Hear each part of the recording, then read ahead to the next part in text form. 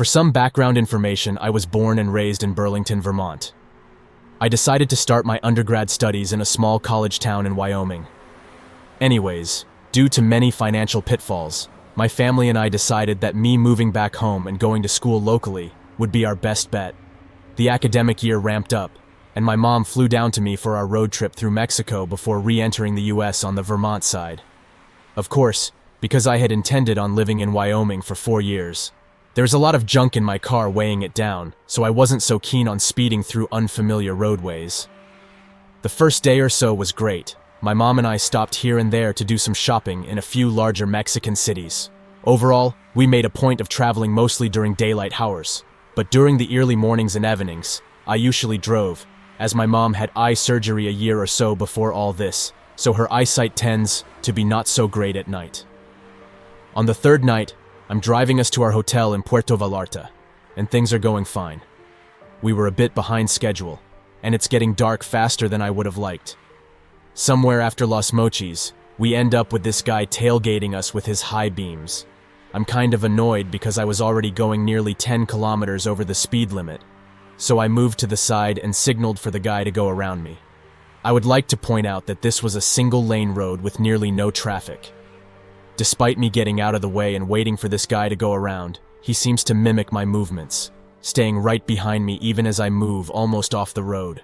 By now, I begin to feel this heavy, cold feeling in the pit of my gut, and my mom begins panicking. As I've said before, the woman's as blind as a bat in the dark, and I'm having a fairly hard time making out anything in the mirrors with this guy's high beams blinding me. Unfortunately, I couldn't get a make or model of the vehicle, let alone a license plate number or anything about the driver.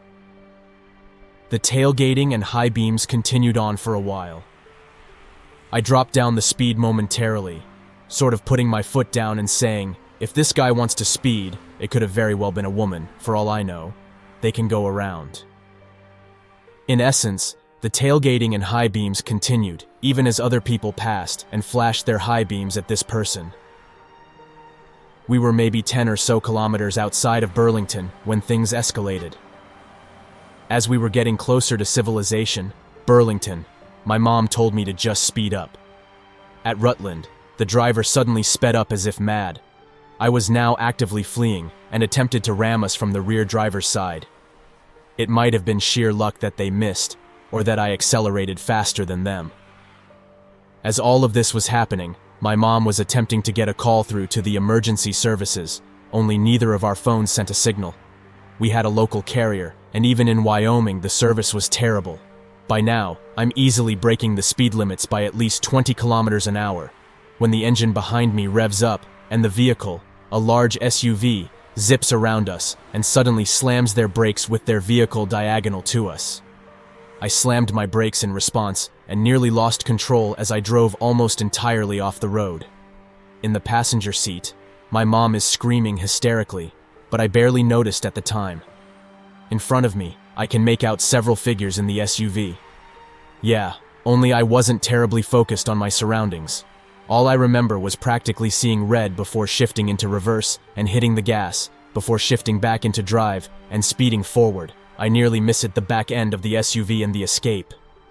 After that, I wasn't entirely sure what happened. I was speeding off, and the vehicle was still following, but further back. As we pulled into our Montpelier, they disappeared into some side streets. My mom and I debated going to the first place with lights on, a hotel, and my mom ran in to use the phone. I waited in the car, trembling from the rush and anxious in case that SUV was still prowling around. I tried to rationalize it. Maybe it was just some teenagers who didn't understand driver etiquette or how to drive around someone. Maybe it was some prank, and I considered it might have been insurance related, but they seemed more interested in forcing me off the road than making me hit something. In the end, nothing was or could be done by the local police, so my mom and I hurried along to Puerto Vallarta alone and slightly paranoid. When we got back, we agreed not to share this with my dad because he was already controlling and paranoid enough as it is. I suppose his paranoia is not without reason, since if things had gone differently, I might not be here to share this story with you all. Don't miss out on the bone-chilling thrills. Subscribe now and prepare to be haunted by the horrors that await. long before an encounter with these racers sparked the fear of the night road in me. I was eager to take naps at truck stops when my eyes became too heavy and accommodations were few and far between. On one particular trip, I was driving across Wyoming when I stopped at a payphone to call and check in with my boss. I think the call was to ask if I could swap one of the models in the demo for an older model, as this newer model kept jamming. But my manager was glad I called because they had received a call not long ago about canceling the demo. My manager was noticeably annoyed on the phone because canceling something like this costs money. As for me, I didn't mind. It was less for me, and I still got paid to turn around and come back. But it was a pity that I was so far from home that I could not return without rest. I ended up stopping at a truck stop, one of those weirdly large trucks that has a fast food chicken joint built into the side, and at least 20 types of beef jerky for sale on the counter. I refilled the gas, bought some coffee and beef jerky, and then found a nice place away from the customers to rest. You're probably wondering why I drink coffee when I'm about to sleep, but coffee has always made me more tired if I drink it in the afternoon. I don't know why. After I ate my snack, I turned on the air conditioning and tuned the radio to play a late-night talk show. I crawled back where there was more room to lie down, lowered the window closest to my feet, and let my feet sit and dangle on the edge of the open window. I've always had trouble cooling down, and the night was colder than my air conditioner, so I thought leaving the window would help cool down and allow me to adjust to my full length. After some time, I fell asleep. I can't say it was a very good sleep. I'm a big snorer, and I ended up snoring while awake at some point. As one usually does after waking up in the middle of the night, I was about to readjust myself to get more rest when I suddenly felt some resistance at my feet. I looked at my feet hanging out of the window and stopped breathing for a moment. I saw a large man's hand, pale and sweaty with bitten nails, holding on loosely to my left foot. He was motionless.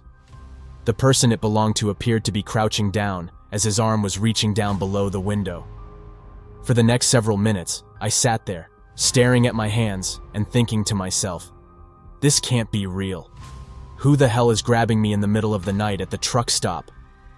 I stimulated myself, thinking that maybe a homeless person was trying to get my attention, possibly passed out near my car. I mustered up my courage in a split second, shot straight to the window and looked down. The ground was bare, and my heart began to beat. I sat there for several minutes, staring at what was clearly and unmistakably a hand, which I distinctly felt on my foot, and yet it was gone. The owner of the hand was nowhere to be found. I then jumped out of the car and got down on the ground, searching the underside of the car. Nothing. No one was there. I stood and looked all around. In the distance, there was only one other vehicle here in this area, a semi-truck, and it was parked so far away from me that I didn't see anyone running there for cover. Now, wide awake, I spun around in my car and practically jumped back in, continuing my way home on what was probably less than half an hour of sleep.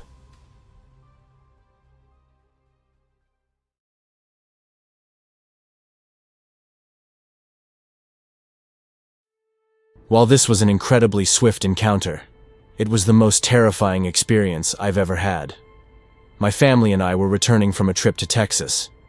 We lived in Oregon and had taken a vacation to Texas for some quality family time. The journey back was relatively short, just about 3 hours, but we found ourselves driving at night, around midnight. My younger sibling and I were in the back seat, attempting to catch some sleep. My mom, who was meant to keep my dad company, was struggling to stay awake as we were all exhausted.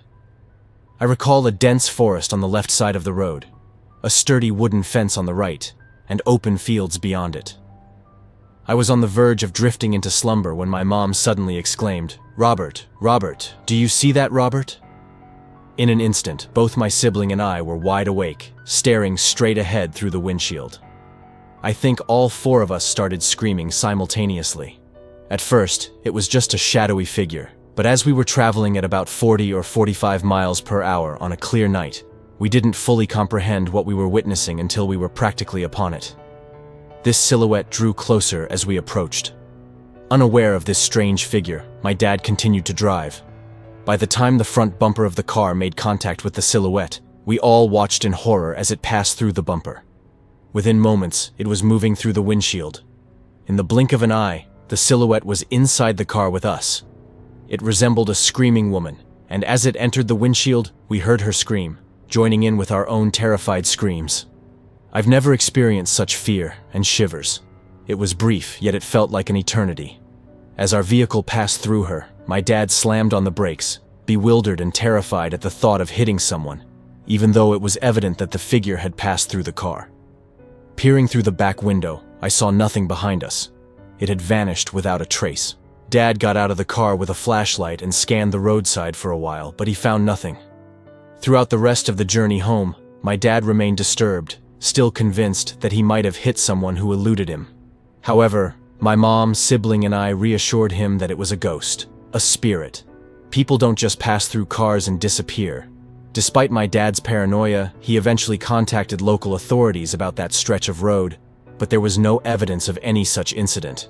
It's been approximately 20 years since that night, and the memory remains vivid, though some details may have faded. I was in my early teens, and the experience nearly gave me a heart attack.